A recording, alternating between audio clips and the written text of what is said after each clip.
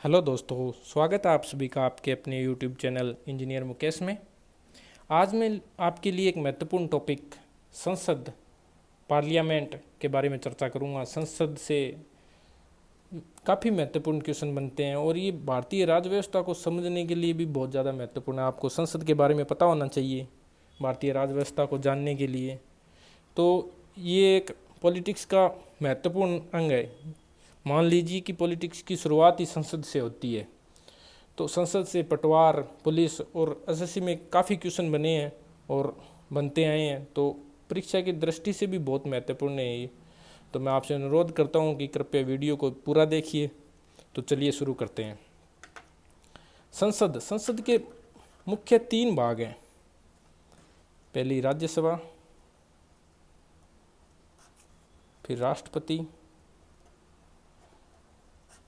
फिर लोकसभा।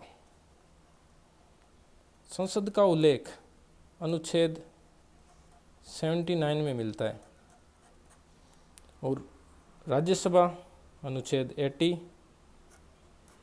और लोकसभा अनुच्छेद 81 में मिलता है और राष्ट्रपति का उल्लेख 52 में। हम जानते हैं कि संसद के मुख्यतः 3 भाग हैं, राज्यसभा, राष्ट्रपति व लोकसभा। अब राष्ट्रपति का क्या कार्य है? तो राष्ट्रपति का संसद में कार्य है, ये संसद के सत्र को बुलाता है। संसद के सत्र को बुलाता है।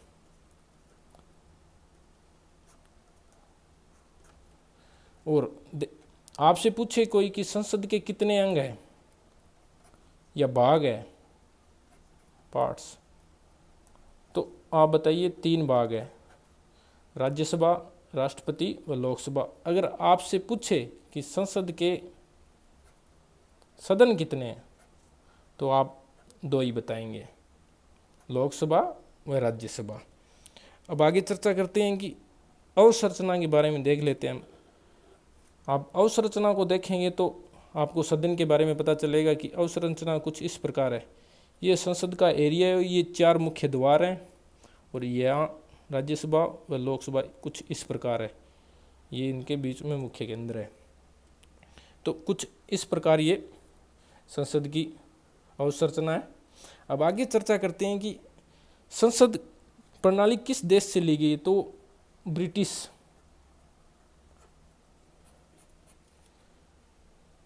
ब्रिटिश पार्लियामेंट संसद विश्व की सबसे शक्तिशाली संसद माना जाता है और सभी की संसदों की जननी भी ब्रिटिश संसद प्रणाली को माना जाता है।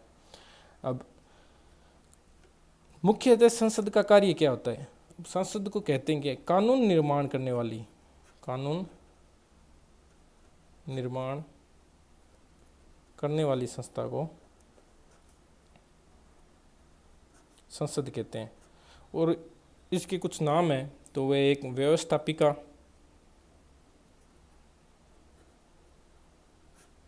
दूसरा नाम है विधायिका,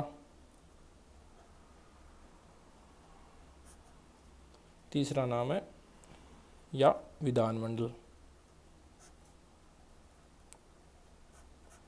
मैं आपको बता ही चुका हूँ कि ब्रिटिश संसद प्रणाली से हमारी भारतीय संसद प्रणाली ली गई है। और शुरुआत कहाँ से होती है? तो भारत में पहली बार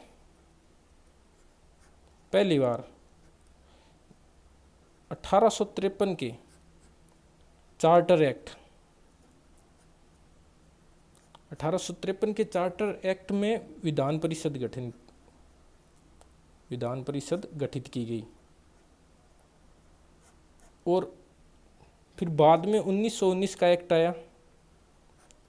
उसके अंदर ये आप देखना कि केंद्र में पहली बार द्विसदनीय विधानमंडल, जिसमें राज्यसभा लोकसभा भी द्विसदनीय विधानमंडल है, द्विसदनीय विधानमंडल स्थापित किया गया। और फिर बाद में 1935 का एक्ट आया। इसमें 1919 के एक्ट में केंद्र के अंदर, 1935 के एक्ट में प्रांतों में पहली बार, यानी कि राज्यों में द्विसदनीय विधानमंडल का गठन। ये महत्वपूर्ण है। और आगे आपको मैं बताता हूँ।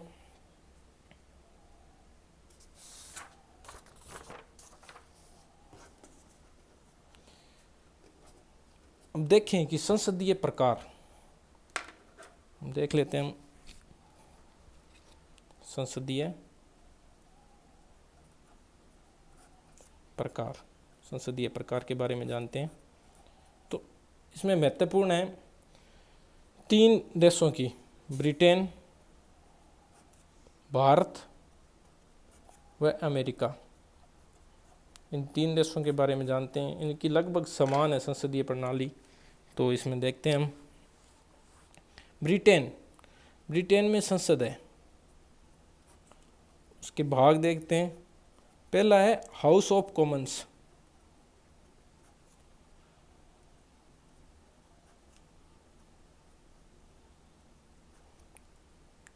House of Commons. दूसरा है हाउस ऑफ लॉर्ड्स।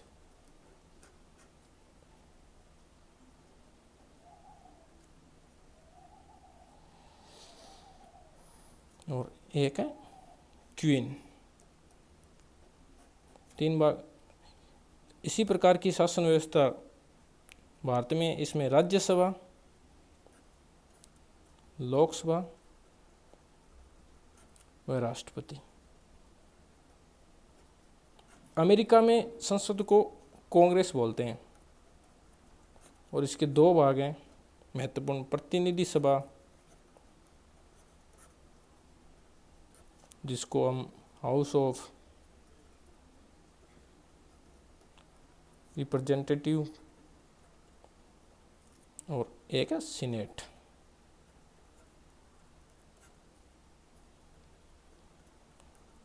अब राज्यसभा को हम बोलते हैं उच्च सदन, और लोकसभा को बोलते हैं आम सदन या आम जनता का सदन या निम्न सदन। और इसी प्रकार ब्रिटेन में हाउस ऑफ कॉमन्स को बोलते हैं जनता सदन, और हाउस ऑफ लॉर्ड्स को बोलते हैं उच्च सदन। और अमेरिका के अंदर प्रतिनिधि सभा को बोलते हैं जनता सदन, और सीनेट को बोलते हैं उच्च सदन। कुछ महत्वपूर्ण जानकारी आपको दे रहा हूं कि ब्रिटिश संसदीय प्रणाली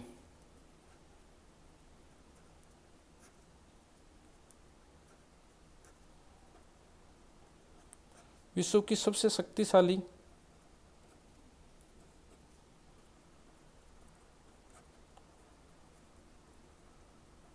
संसद है, विश्व की सबसे शक्तिशाली संसद है। अमेरिका के बारे में जानते हैं। अमेरिका में 2 सदन बताए मैंने आपको। प्रथम सदन और एक है द्वितीय सदन। प्रथम सदन यानी कि जनता सदन। जनता सदन विश्व का सबसे कमजोर सदन है, और द्वितीय सदन सबसे शक्तिशाली सदन है विश्व का, यानी कि उच्च सदन सबसे शक्तिशाली सदन है। और भारत में इससे उल्टा है, उच्च सदन कमजोर सदन है, और लोकसभा यानी कि आम सदन यानी कि निम्न सदन या प्रथम सदन सबसे शक्तिशाली सदन है पावर के मामले में। आगे चर्चा करते हैं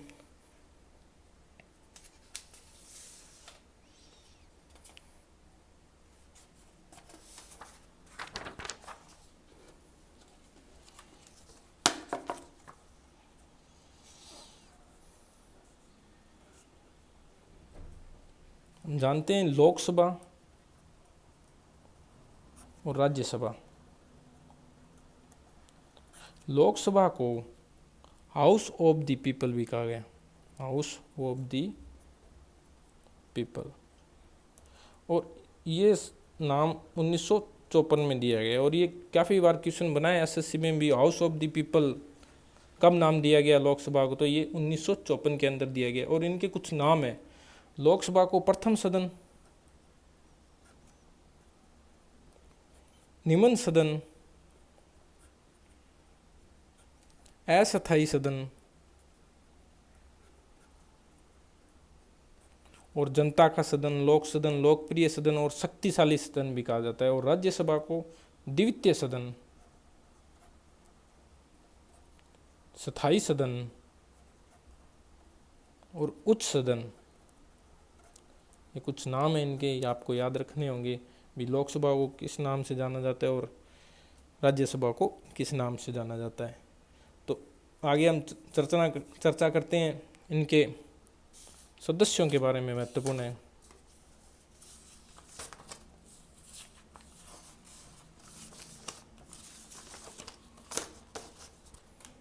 संसद के सदस्य के बारे में, तो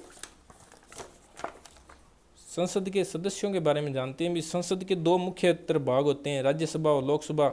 इसका अनुच्छेद 80, 81, 79 अनुच्छेद आपको याद रखने होंगे। राज्यसभा में, पहले राज्यसभा की चर्चा करते हैं। तो राज्यसभा में अधिकतम सदस्य संख्या कितनी है, 250, और वर्तमान में कितनी है, 245। और आप पूछेगी कि 5 सदस्य कहाँ गए, तो 5 सदस्य हमारा भाग पीओके, जो कि पाकिस्तान के अधिकृत है, पाकिस्तान अधिकृत कश्मीर, तो वहाँ से कुछ सीटें हैं वो अभी हमारे हिस्से में नहीं है, तो वो सीटें अभी नहीं भरी जा रही, तो वो 5 सीटें वो खाली है। अगर अधिकतम संख्या होती तो मनोनीत 12 होते और निर्वाचित 238। मनोनीत कौन करता है, तो मनोनीत के बारे में जानते हैं हम।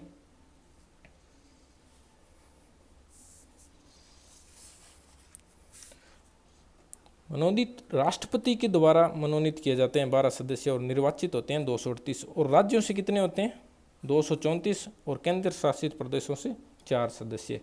तो अगर अधिकतम सदस्य संख्या हो तो ये रहता है भी। अधिकतम सदस्य संख्या राज्यसभा की 250 होती है, जिसमें से 12 मनोनीत होते हैं और निर्वाचित होते हैं 238। राज्यों से निर्वाचित कितने होते हैं, 234 और केंद्र शासित प्रदेश से 4। मनोनीत का उल्लेख अनुच्छेद 83 में दिया गया है। और राष्ट्रपति द्वारा मनोनीत किए जाते हैं। तो किस क्षेत्र से हो व्यक्ति, अगर साहित्य, कला, विज्ञान, सामाजिक क्षेत्र एवं सेवा, इन 4 से मनोनीत किए जाते हैं। यानी कि अब वर्तमान में देख रहे हैं सचिन तेंदुलकर, रेखा, ये सब मनोनीत किए गए हैं। तो ये साहित्य, कला, विज्ञान व सेवा क्षेत्र से हैं। तो 12 सदस्य राज्यसभा में मनोनीत किए जाते हैं। वर्तमान में देखें तो क्या प्रणाली है, वर्तमान में 245 सदस्य हैं, जिसमें से 12 मनोनीत किए जाते हैं राष्ट्रपति द्वारा, जिसका उल्लेख 83 में है, और 233 निर्वाचित है। राज्यों से कितने हैं, 229 और यूटी 4। अभी मैं आपके साथ जम्मू कश्मीर, जो कि 31 अक्टूबर 2019 को नए केंद्र शासित जम्मू कश्मीर व लद्दाख केंद्र शासित प्रदेश बने, उनकी चर्चा नहीं कर रहा, क्योंकि अभी फ़िलहाल में ये जानकारी है और अपडेट नहीं हुई है। तो उनका आगे अभी परीक्षा में उनसे कोई क्वेश्चन नहीं है। उनसे सिर्फ इतना क्वेश्चन आ सकता है कि केंद्र शासित प्रदेश, उनको केंद्र शासित प्रदेश का उन्हें कब दर्जा दिया गया, तो वो है 31 अक्टूबर 2019। अगर यूटी से देखें तो दिल्ली से 3 और पुदुचेरी से 1। अब आप पूछेंगे कि केंद्र शासित प्रदेश तो और भी हैं, उनसे क्यों नहीं चुनेंगे। तो राज्यसभा के सदस्य राज्यों की विधानसभा से जो भी सांसद होते हैं, विधानसभा से एमपी विधायक होते हैं, वो चुनते हैं। विधानसभा के विधायक राज्यसभा के सदस्य चुनते हैं, यानी कि निर्वाचित करते हैं। तो फिलहाल विधानसभा सिर्फ दिल्ली और पुदुचेरी में ही है, इसलिए दिल्ली से 3 और पुदुचेरी से 1 निर्वाचित होते हैं, जो कि 4 सदस्य निर्वाचित होते हैं राज्यसभा के। अब लोकसभा की चर्चा करते हैं, ये महत्वपूर्ण है। राज्यसभा का इतना नहीं पूछा जाएगा, लोकसभा ज़्यादा महत्वपूर्ण है। वही लोकसभा की अधिकतम सदस्य संख्या कितनी है, 552। और वर्तमान में कितनी है 545। मैं आपको बता चुका हूँ कि कमी रहने का कारण क्या है, वही पीओके के अंदर जो भी पाक अधिकृत कश्मीर हमारा, उसके कारण ये सीटें कम है। अधिकतम संख्या निर्वाचित और मनोनीत।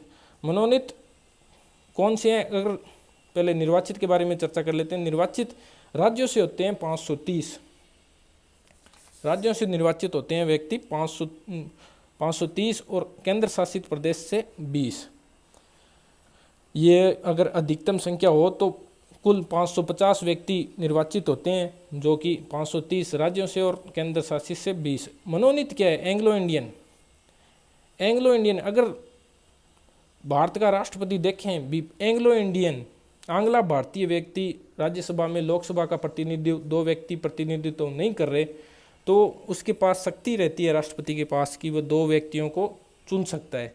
परंतु हाल ही में आंग्ला भारतीय के बारे में आपको बता देता हूँ, थोड़ी चर्चा कर लेते हैं हम।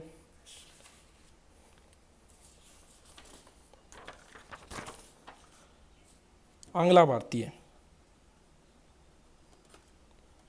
आंग्ला भारतीय वो है जो कि जिसके पिता यूरोपियन हो, यानी कि पिता अंग्रेज और माता इंडियन, वो 2 आंग्ला भारतीय व्यक्ति कहलाते हैं। अगर 2 आंग्ला भारतीय का चुनने का जो है राष्ट्रपति के पास शक्ति, वो अभी मनोनीत नहीं होंगे। उनको मनोनीत मतलब जो भी है, आंग्ला भारतीय की संख्या देश में बहुत कम हो गई है। तो पीछे लोकसभा में चर्चा हुई कि जरूरी नहीं है कि आंग्ला भारतीय व्यक्ति चुने जाएं, तो उनको मनोनीत नहीं कर रहे। और इसके लिए 126वां विधेयक और 104वां संविधान संशोधन किया है कि अब आंग्ला भारतीय नहीं चुने जाएंगे। तो ये मैं आपको बता दिया हूँ कि आंग्ला भारतीय कौन होते हैं और इनको क्यों मनोनीत नहीं कर रहे। एक बार आंग्ला भारतीयों के बारे में चुनने के बारे में अनुच्छेद 331 में लिखा गया है राष्ट्रपति के लिए। राष्ट्रपति चुनेगा 2 आंग्ला भारतीय, इनके बारे में चर्चा है 331। और आंग्ला भारतीय कौन है इसके बारे में लिखा गया है 366(2) के अंदर। यहाँ आपको मैं आंग्ला भारतीय के बारे में बता चुका हूँ।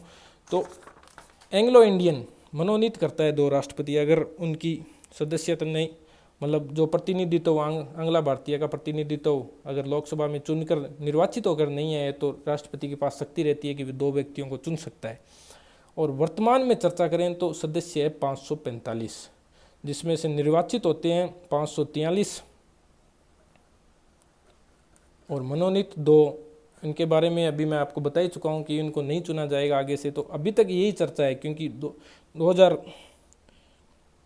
अभी विधानसभा लोकसभा के जो इलेक्शन हुए तो इनमें यही रहा है, चुने नहीं गए हैं। 543 व्यक्ति निर्वाचित हैं। तो राज्यों से कितने, 530 और केंद्र शासित से 13, दिल्ली से 7 और अन्य से 6। अभी मैं जम्मू कश्मीर की चर्चा नहीं कर रहा, क्योंकि वो 31 अक्टूबर 2019 को बनाए गए हैं। उसके बाद लोकसभा के इलेक्शन नहीं हुए हैं अभी तक, तो उसकी चर्चा आगे करेंगे हम जानकारी प्राप्त होने के बाद। तो ये है चुनाव की भी कितने सदस्य कहाँ से चुने जाएंगे। तो इनके अब चुनाव लड़ने की आयु के बारे में चर्चा कर लेते हैं। न्यूनतम आयु कितनी होगी लोकसभा के अंदर और राज्यसभा। लोकसभा के अंदर चुनाव लड़ने की न्यूनतम आयु होनी चाहिए 25 वर्ष पूर्ण। जो भी व्यक्ति चुनाव लड़ने चाहता है लोकसभा को, तो उसकी आयु 25 वर्ष पूर्ण होनी चाहिए और राज्यसभा में 30 वर्ष पूर्ण। और चुनाव का आधार क्या रहता है, चुनाव का आधार रहता है कि लोकसभा का चुनाव जनता द्वारा प्रत्यक्ष गुप्त मतदान के द्वारा किया जाता है। और वयस्क मताधिकार, इसमें वयस्क मताधिकार के बारे में जिक्र आया है भी। प्रत्यक्ष गुप्त मतदान जनता द्वारा वयस्क मताधिकार के आधार पर किया जाता है। और वयस्क मताधिकार की उम्र है 18 वर्ष। फिलहाल भी वोट डालने के लिए उम्र होनी चाहिए 18 वर्ष। मूल संविधान में 21 थी, वर्तमान में 18 है। वयस्क मताधिकार के बारे में चर्चा करते हैं तो मूल संविधान में 21 वर्ष थी और वर्तमान में 18 वर्ष। और ये की कब गई तो इसका हुआ 61वां संविधान संशोधन 1989 में। तब राष्ट्रपति पद पर थे वेंकट रमन और पीएम थे पीएम राजीव गांधी। और राज्यसभा का चुनाव अप्रत्यक्ष होता है, खुला मतदान होता है। राज्यों के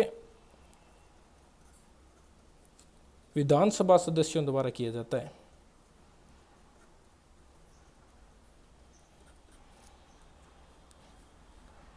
अभी 20 मिनट की लगभग वीडियो हो चुकी है, तो इसका एक पार्ट 1 रखते हैं। पार्ट 2 में आपको राज्यसभा विधानसभा के बारे में और चर्चा करेंगे हम। कृपया वीडियो को लाइक कीजिए, शेयर कीजिए, कमेंट करके बताइए भी कैसी लगी। मैं आपके लिए संसद पूरा बताऊंगा संसद के बारे में, और इसके आगे 10 से 15 क्वेश्चन भी लेके आऊँगा। और संसद के जो भी महत्वपूर्ण टॉपिक है, जो भी आपको जानने जरूरी है परीक्षा की दृष्टि से, वो भी बताऊँगा आपको। तो वीडियो को देखने के लिए धन्यवाद। ज़्यादा से ज़्यादा शेयर कीजिए। Thank you.